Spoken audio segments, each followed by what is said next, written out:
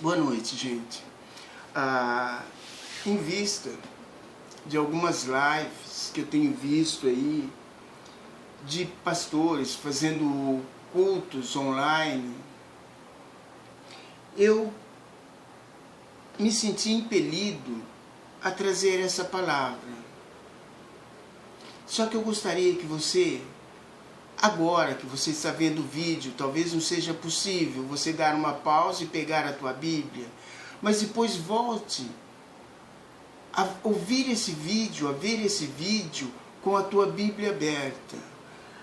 Eu vou abrir no capítulo 24 do Evangelho de São Mateus, a partir do verso 45.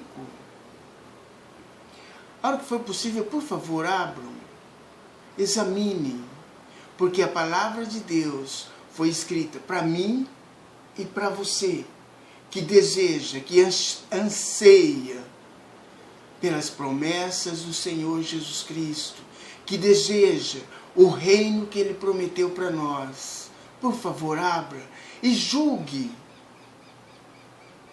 se essa palavra que eu estou dando a vocês, compartilhando com vocês, ela vem da parte de Deus ou se é coisa da minha cabeça. Por favor, faça esse julgamento com a Bíblia aberta. Se for possível, ore a Deus, o Deus que escreveu esse livro, através dos seus servos. Ore a Ele, para que Ele dê entendimento, dê revelação, porque a hora está próxima, o dia está chegando. Não é hoje, não é amanhã. O próprio Senhor Jesus Cristo diz que quando essas coisas começassem a acontecer, não seria logo. Mas se não vai ser logo, por que Ele quer que a gente saiba? Para estarmos preparados, para saber o que está acontecendo hoje no mundo, para termos entendimento. O capítulo 24 do Evangelho de São Mateus, o capítulo 25, todos esses dois capítulos, o Senhor Jesus Cristo está falando de sinais que iriam anteceder a sua volta. Está falando da sua volta para buscar a sua igreja, aqueles que estão se preparando. E esse texto que a gente vai ler, ele foi dirigido às autoridades eclesiásticas, pastores, líderes e por aí afora, qualquer tipo de autoridade eclesiástica. Eu vou ler, por favor, prestem atenção. Quem é, pois, o servo fiel e prudente, a quem seu Senhor confiou seus conservos, para dar-lhes o sustento a seu tempo? Tem tradução que não usa o termo conservos, usa o termo servos. Então nota que aí fala de servo no singular, dirigindo a líderes, autoridades eclesiásticas, e servos ou conservos no plural, que somos nós, somos a igreja, somos o povo, a igreja do Senhor Jesus Cristo.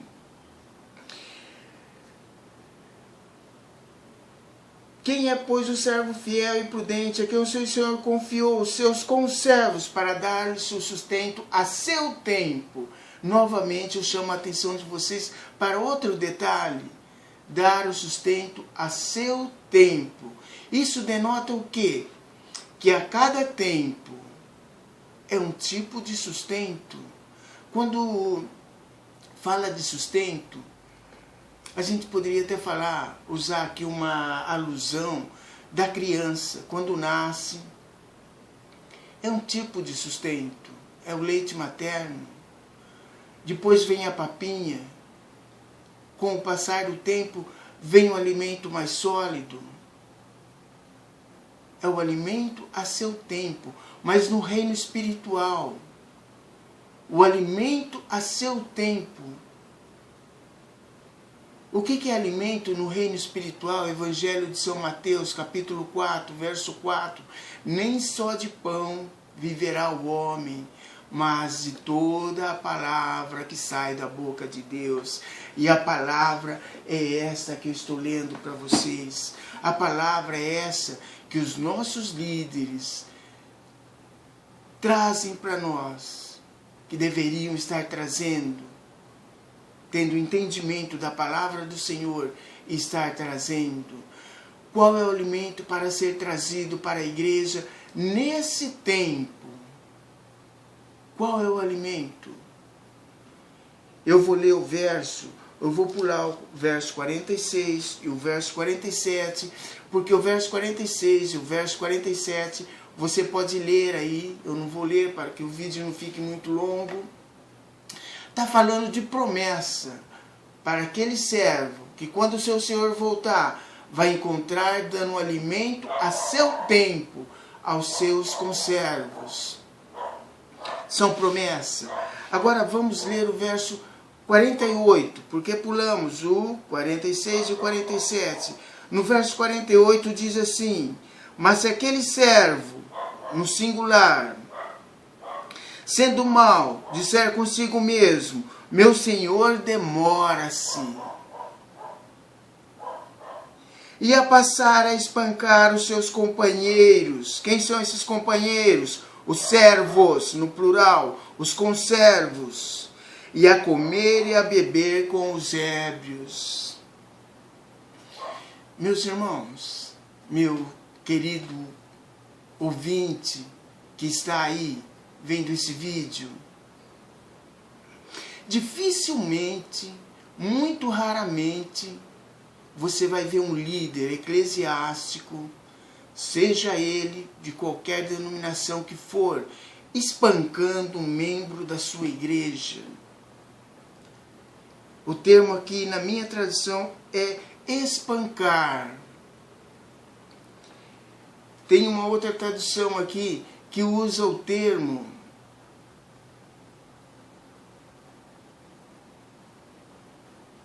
espancar também.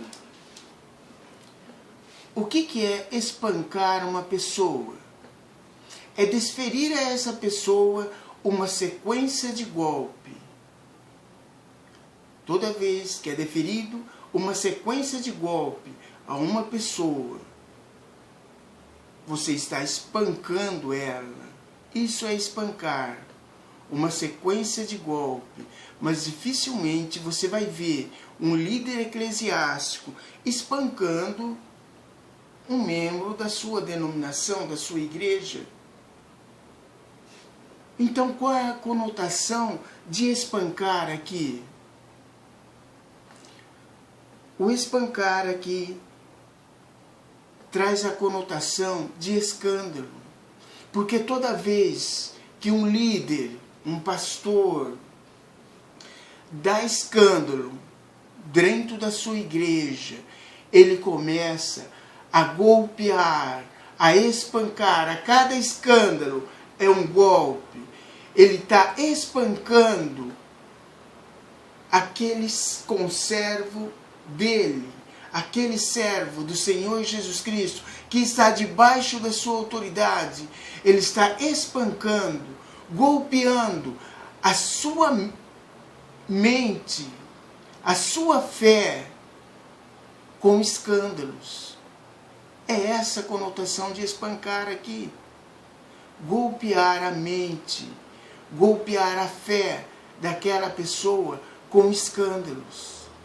E tem muitos que são espancados de tal forma que se desviam, voltam para o mundo, voltam para suas vidas antigas e não quer nem saber dessa história de igreja. Tal forma aquela criatura foi espancada, teve a sua fé, a sua consciência golpeada, não uma, mas duas, mas três vezes, ao ponto dela ficar tão ferida que sair, voltar para sua vida antiga e não querer mais saber da igreja. A conotação espancar aqui que a palavra do Senhor diz é essa. O escândalo que o líder pode trazer, escandalizando os seus conservos. Aí depois diz assim, e a comer e a beber. Comer e beber traz que conotação? Estar tranquilo, estar despreocupado. O Senhor Jesus vai demorar ainda para voltar, porque precisa cumprir isso, precisa cumprir aquilo. Ele não vai voltar já. Ele está despreocupado, comendo e bebendo. Que conotação tem comer e beber com os ébrios? O que é um ébrio? É um alcoólatra. A pessoa que se embriaga, que consome o álcool em excesso e se embriaga.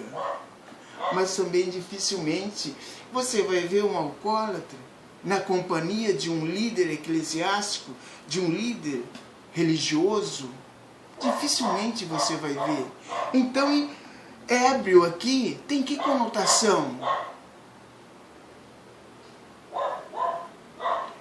Aquela pessoa pode ser membro, pode ser líder, aqueles achegados ao líder eclesiástico,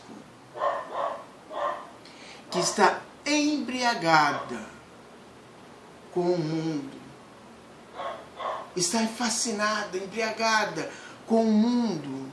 Eu preciso comprar aquilo, eu preciso concluir esse negócio, preciso fazer isso, preciso fazer aquilo outro. Ela está embriagada, fascinada com o mundo. E a pessoa que está embriagada, ela não tem 100% da sua consciência. É uma pessoa que não está côncia do que está acontecendo à sua volta. Ela não tem esse domínio da consciência para saber o que está acontecendo à sua volta. Assim é aquela pessoa, aquele líder, aquele membro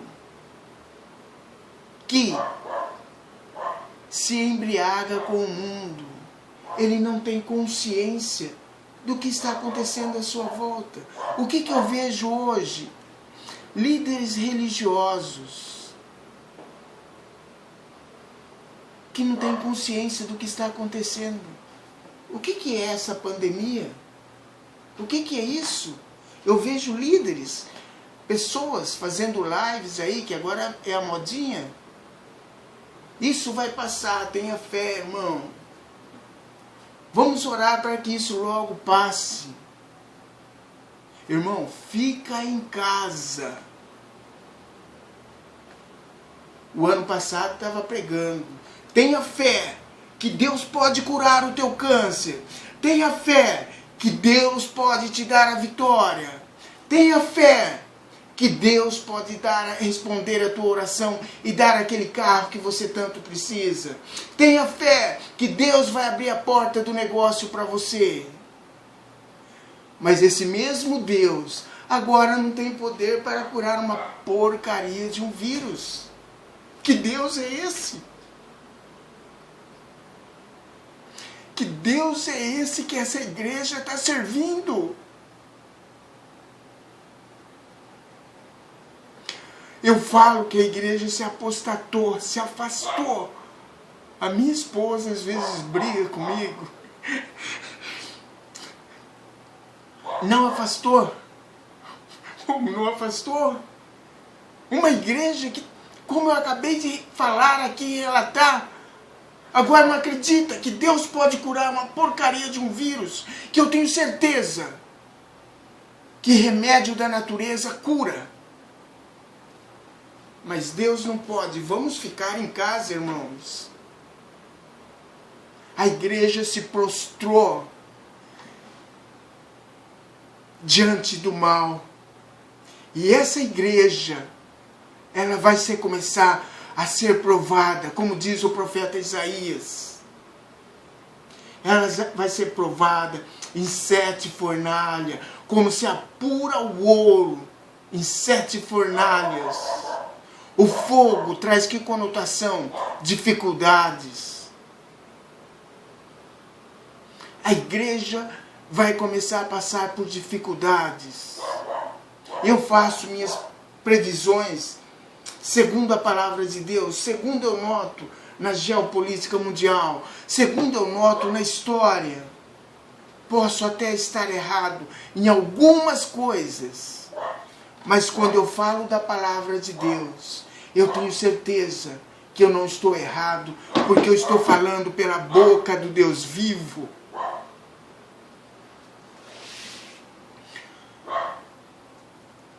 Meus amados, a palavra, o alimento que deveria estar sendo dado aos conservos, aos servos do Deus vivo, pelo servo que ele constituiu sobre a sua igreja, sobre o seu povo, é esta: igreja amada, busque ao Senhor, aproveita esse tempo, busque ao Senhor na leitura da palavra, na oração, dobre o teu joelho, invoca o nome do Senhor, invoca a sua misericórdia, porque a sua igreja vai ser provada. Já começou a ser provada, porque já tem crente aí, igreja, que já está ficando paranoico. Que igreja é essa? É uma igreja que não tem o óleo do Espírito na sua lâmpada. E a sua lâmpada está se apagando. Porque se ela tivesse o azeite, se ela tivesse o óleo, nada ia espantar, nada ia assustar. Ainda que essa porcaria de vírus toque o meu corpo, se o Senhor permitir. Porque não cai uma folha de uma árvore sem o consentimento, sem o saber de Deus. Se Deus assim se importa com uma árvore, com uma planta, com uma relva, como o próprio Senhor Jesus Cristo disse, que hoje está bonita, está verde, mas amanhã é cortada e lançada no fogo, quanto mais Ele não se importa comigo, que aceitei o seu Filho, Jesus Cristo, para ser o meu Senhor e o meu Salvador. Fui adotado em Cristo Jesus, Filho do Deus Altíssimo.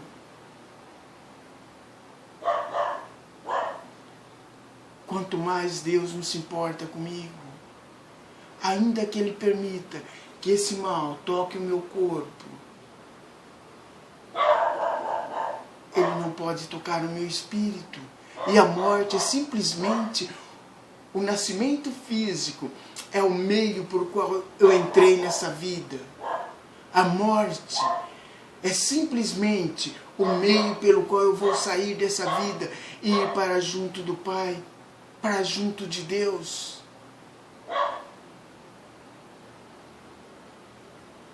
Eu não sei vocês, mas eu estou como o apóstolo Paulo disse. A minha alma anseia por deixar esta casa espiritual, porque Deus tem preparado para mim um edifício glorioso para a hora que eu deixar essa casa. Meus amados, leiam a palavra de Deus. Leiam a palavra de Deus. Busquem a Deus enquanto é tempo. Busquem a Deus.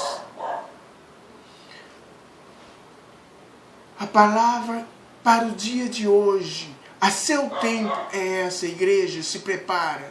Primeiro lugar, psicologicamente, para dificuldades. Segundo lugar, espiritualmente.